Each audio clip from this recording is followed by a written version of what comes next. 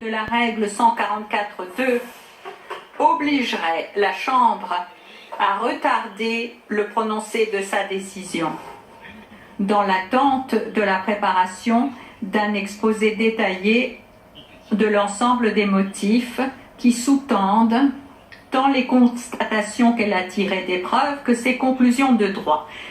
Étant donné le volume du dossier des preuves et le degré de détail des arguments avancés par les parties et les participants, et comme la majorité a déjà pris sa décision sur la base de l'évaluation des preuves, la majorité ne saurait justifier le maintien des accusés en détention durant la période nécessaire à la préparation d'un exposé détaillant par écrit l'ensemble des motifs de sa décision.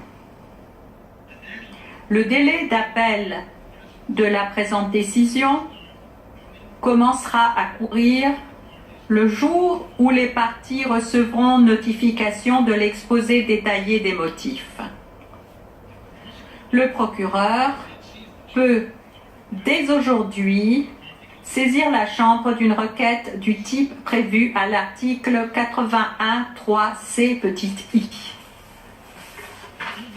Par ces motifs, la Chambre, à la majorité de ses membres, dit que le procureur ne s'est pas acquitté de la charge de la preuve conformément à la norme applicable telle que prévue à l'article 66 du Statut de Rome.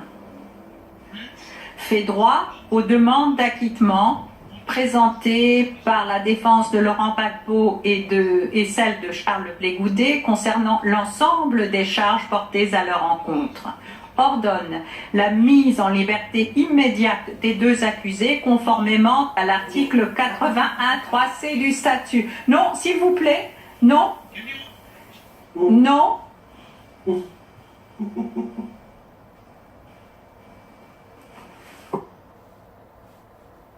S'il vous plaît, je demande au public de bien vouloir s'asseoir, sinon je devrais faire évacuer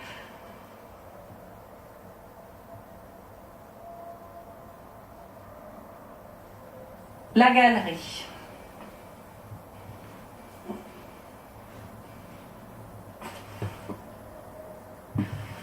S'il vous plaît, je vous invite à vous asseoir et à adopter un comportement approprié. Ordonne la mise en liberté immédiate des deux accusés conformément à l'article 81.3c du statut sous réserve de toute demande que le procureur pourrait introduire en vertu de l'alinéa i de ce même article. Décide que les délais d'appel de la présente décision commenceront à courir à la publication de l'exposé détaillé des motifs de celle-ci. Dit que les demandes de mise en liberté actuellement pendantes sont désormais sans objet. Madame le juge Herrera Carbuccia a déposé par écrit une opinion dissidente. Ainsi se conclut la décision orale de la Chambre.